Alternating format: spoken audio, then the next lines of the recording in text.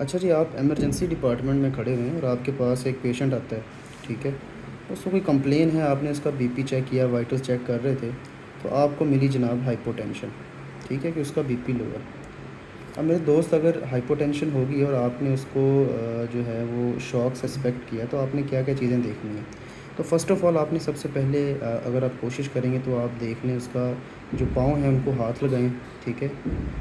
उनके पाँव छुएँ, आपको स्वाब मिले, ठीक है? स्किन टेम्परेचर आपने चेक करना है। अब स्किन टेम्परेचर आपको 2 तरह का मिल सकता है। या तो आपको कोल्ड, क्लेमी, पेरिफ्रीज़ मिलेंगी, ठीक है? और जब भी कोल्ड, क्लेमी, पेरिफ्रीज़ मिलती है ना, तो इसके साथ आपको टैकीकार्डिया मिलता है, ठीक है? आपको टैकीकार्डिया मिलेगा इसमें। आप कैपिलरी रीफ़िल टाइम जो है वो देखेंगे तो वो इंक्रीज़्ड मिलेगा, उसकी स्किन पिंच करके देखेंगे, ठीक है? तो और इसके साथ एसोसिएटेड जो है ना वीक पल्स आपको मिल सकती है, ठीक है? इन चीज़ों के साथ ये एक चीज़ मिल सकती है। सेकेंडली जो है, अगर आप उसकी स्किन चेक करेंगे तो हो सकता है कि आपको वो वार्म मिले, आपको ड्राई मिले और फ्लश्ड मिले, ठीक है? तो अगर तो आपको वार्म मिलेगी तो फिर आपने एक काम और करना है। वार्म मिलने के बाद आपने दोबारा से हार्ट रेट चेक करना है, ठीक है? यहाँ पे तो देखें ना कि जब कोल्ड क्लेमी पेरिफ्रीज थी तो हाइपोवोलेमिया की वजह से आपको टैकीकार्डिया मिलना ही मिलना है, लेकिन जब वार्म होंगी तब आपने हार्ट रेट अलग से चेक करना है। तो इसमें या तो आपको टैकीकार्डिया मिल सकता है या आपको ब्रेडिकार्डिया मिल सकता है, ठीक है? अगर तो ब्रेडिकार्डिया है और साथ में न्यूरोलॉजिकल डेफिसिट है तो आपने इसको लेबल कर देना है कि जनाब ये आपका न्यूरोजेनिक शॉक है, ठीक है? न्यूरोजेनिक शॉक है, स्पेलिंग मिस्टेक हो गई है। अगर आपको टैकीकार्डिया मिला है तो आपने क्या करना है, आपने देखना है कि सेप्सिस का सोर्स है।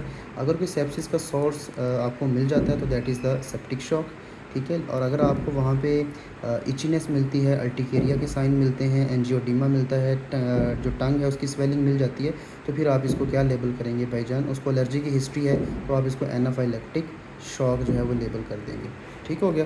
और अगर ये कोल्ड, क्लेमी जो मैं कह रहा था, पेरिफ्रीज़ मिलती हैं आपको, तो इसमें फिर आपने क्या चीज़ देखनी है? अब आपने इसको देखना है कि अगर उसका कोई जीआई लॉस है, उसको वॉमिटिंग है ना, या फिर उसको डायरिया हुआ रहा है, या उसका कोई ब्लीडिंग पॉइंट आपको मिल जाता है, मेलिना हो रहा है, या फिर अपर जी ब्लीड हो रहा है डीसीएलडी की वजह से, ठीक है? या हीट स्ट्रोक की वजह से वॉल्यूम लॉस हुआ है कोई, तो फिर आप इसको क्या लेबल करेंगे? आप कहेंगे जनाब ये हाइपोवॉल्यूमिक शॉक है, ठीक है? अगर आपको कोई कार्डिक पेशेंट मिलता है इसी ये कोल्ड क्लेमी के अंदर ही, आपको जो है वो पेशेंट जो है वो आपको पता चलता है कि उसको जीआई लॉस नहीं है, ब्लीडिंग नहीं है, लेकिन वो कार्डिक पेशेंट है, या उसको कोई वेल्वुलर हार्ट डिजीज़ है, ठीक है?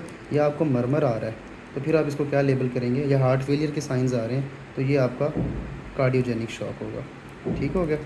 कौन सा शॉक है जी? Cardiogenic shock. और थर्डली, अगर आपको इसी पेशेंट के अंदर कोई पेनिट्रेटिंग ट्रॉमा की हिस्ट्री मिलती है, ये जो वीक पल्स वाला कोल्ड क्लैमी वाला है, एक तो इसमें ये हो गया, एक ये हो गया, और अगर इसी के अंदर आपको पेनिट्रेटिंग इंजरी की, आरटीए की हिस्ट्री मिल जाती है, तो आप इसमें सस्पेक्ट कर सकते हैं टेंशन न्यूमोथोरैक्स, या फिर जो है वो कार्डिक टैम्पनेड, और या फिर पल्मोनरी एम्बोलिज्म की कोई हिस्ट्री हो तो उससे आप इसको ऑब्स्ट्रक्टिव शॉक के अंदर लेबल कर सकते हैं। तो ये आपके पास शॉक की जो है ना वो डिफरेंट टाइप्स आ गई।